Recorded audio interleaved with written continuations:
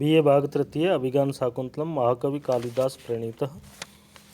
प्रसंग चल रहा है प्रथम अंक में। राजा दुष्यंत शिकार खेलने महल से निकलते हैं। रथ पर आरूढ़ होकर सारथी रथ हाँक रहा है। राजा कहता है कि सूतः दूरम अमुना सारंगीण वयमा कृष्टा अयम पुनरीदानीमपि।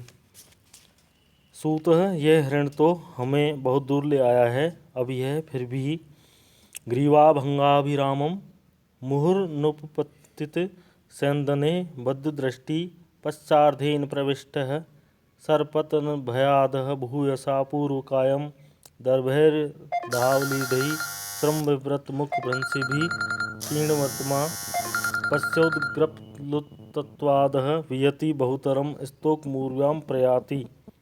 अनुपतति अर्थात सैन्दने अर्थात अपने पीछे दौड़ते हुए रथ पर, मुहु बार बार, ग्रीवाभंगाभिरामम गर्दन को मोड़ने से हरिण बहुत सुंदर लग रही है। बद्ध दृष्टि एकाग्र दृष्टि से वह रथ की ओर देख रहा है।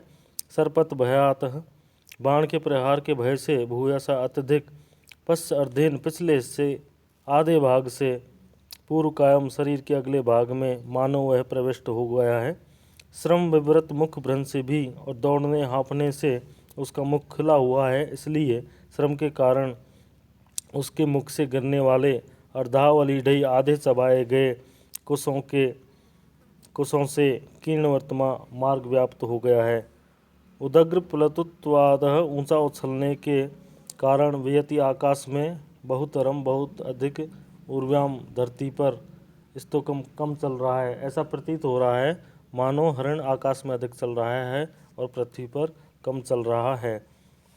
इस प्रकार राजा दुष्यंत अपने सारथी से भागते हुए हरिण की चेष्टाओं का वर्णन करते हुए कहता है कि भय के कारण यह हरिण ऐसी ऊंची ऊंची चौकड़ियां भर रहा है जिससे यह धरती पर कम और आकाश में अत्यधिक भाग रहा है। इसका यह भागना अनेक क्रियाओं से अति मनोहर लग रहा है।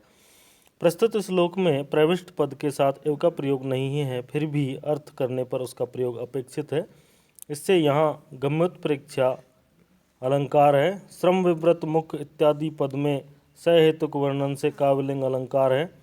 समग्र श्लोक में प्रधानतया स्वभावोक्ति अलंकार है, क्योंकि इसमें भयभीत मृग की चेष्टाओं का स्वाभाविक वर्णन किया गया है। इसमें छेकानुप्रास, श्रुत्योनुप्रास और वृत्त्यानुप्रास शब्दालंकार भी हैं। काव्यलिंग और स्वभावोक्ति अलंकार में अंगांगी भाव होने से यहाँ संकर अलंकार है। प्रस्तुत श्लोक में भयानक रस है। इसमें मृगगत भय स्थायी भाव, धनुर्धर दुष्यंत से आधिरूढ़ रथ को देखना आलम्बन विभाव और रथ का अनुपतन, सरपतन आदि उद्दीपन विभाव, ग्रीवाभंग आदि अनुभाव तथा त्रास, शंका आदि व्यभिचारी भाव हैं। कंप आदि सात्विक भाव हैं। इन सबसे परिपुष्ट भयानक रस व्यंग रूप में व्यक्त हुआ है। सृगधरा नामक छंद है, जिसका लक्षण हम प्रथम श्लोक में दे चुके हैं। आगे सूत कहता है, अरे इसके पीछे पीछे दौड़ते हुए भी मेरे लिए अब बड़ी कठिनाई से दिखाई दे रहा है।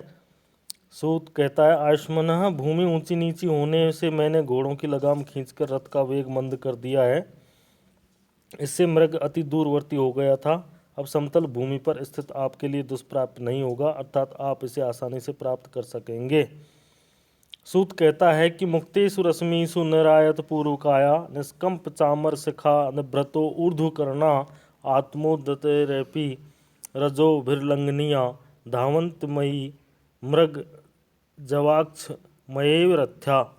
अर्थात रस्सियों को ढीली कर देने पर पूर्णतया विस्तृत शरीर के अग्रभाग वाले, मस्तक पर बंधी चोटियों के निष्कंप अग्रभाग वाले, निश्चल एवं खड़े कानों वाले तथा अपने द्वारा उड़ाई गई धूलियों से स्पृष्ट न होने वाले ये रथ के घोड़े मानो मृग के वेग को सहन न करने से इतने वेग से दौड़ रहे हैं। उक्त श्लोक में मृग जवाक्षमया एवं हेतु उत्प्रेक्षा अलंकार है। अश्वों के दौड़ने की स्वाभाविक चेष्टाओं का वर्णन होने से स्वभावोक्ति अलंकार है तथा वर्णावृत्ति से वृत्त्यानुप्रास शब्दालंकार है। उक्त श्लोक में वसंत तिलका नामक छंद है, जिसका लक्षण है उक्ता वसंत तिलका तबझा जगऊ गए। अर्थात वसंत तिलका छंद के प्रत्येक चरण में क्रमशः तगण, भगण, दो जगण और दो गुरु होते हैं। कुल 14 वर्ण होते हैं। राजा कहता है कि सचमुच ये घोड़े वेग में सूर्य और इंद्र के घोड़ों का भी अतिक्रमण कर रहे हैं।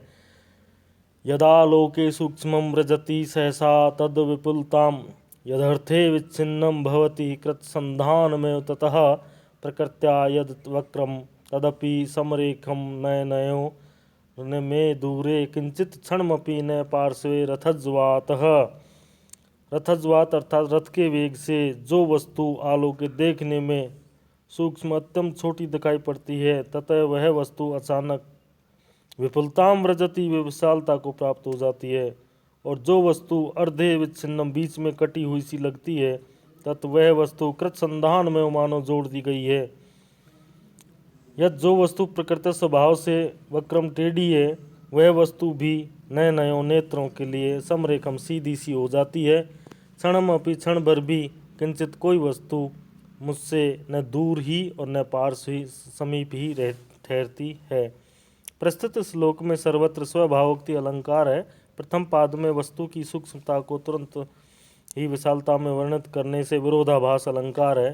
कृतसंधान में वाच्योत्प्रेक्षा तथा तृतीय चरण में गमोत्प्रेक्षा अलंकार है। वस्तुओं का यथाक्रम वर्णन होने से यथासंख्य अलंकार और रथज्वात में हेतु अलंकार है। छेकानुप्रास वृत्तानुप्रास तथा श्रुत्यानुप्रास अलंकार होने से संसृष्टि अलंकार भी है। इस श्लोक में शिखरणी नामक छंद है जिसका लक्षण है रसई रुद्रश्छिन्ना यमन सभलाग शिखरणी, अर्थात जिस छंद के प्रत्येक चरण में क्रमशः यगण मगण नगण सगण भगण एक लघु तथा एक गुरु वर्ण होता है। छठे तथा 11वें वर्ण पर यति होती है और कुल 17 वर्ण होते हैं, उसे शिखरणी छंद कहते हैं। धन्यवाद।